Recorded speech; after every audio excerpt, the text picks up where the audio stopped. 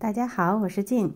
今天我们用玉米面来做坚果酥，配方不加泡打粉，但是格外酥香。首先准备60克椰子油，没有椰子油的也可以用等量黄油来代替，但是需要提前软化好。加入30克糖粉，喜甜的可以适当增加一些。先把糖粉和椰子油简单的混合一下，免得搅拌的时候飞溅。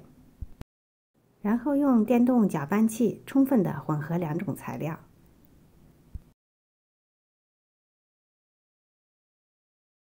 混合好后，打入一个常温的鸡蛋，继续搅拌至完全混合。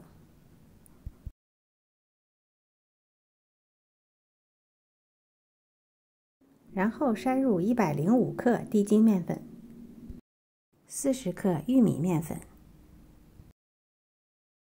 一点点盐，大约1克左右。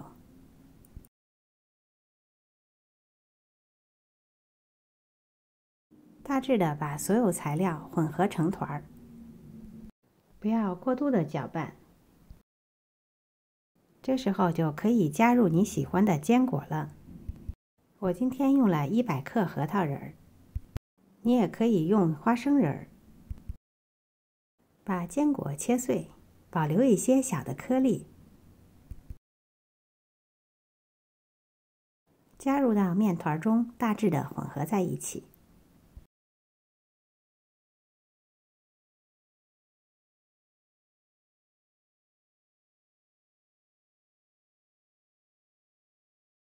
准备好烤盘，取一小份面团，先整理成小球，然后压扁。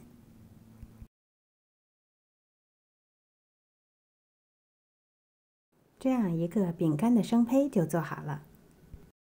同样的方法把剩余的面团做完。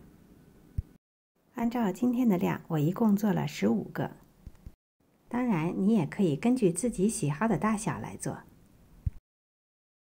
准备好一个蛋黄，充分的打散，刷在每一个小饼干的表面。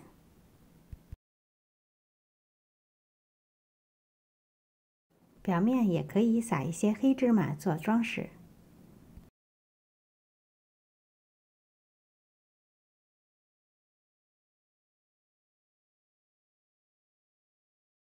做好后就可以烤了。提前预热好烤箱，165度烤20到25分钟。想要酥脆一些的，就烤25分钟。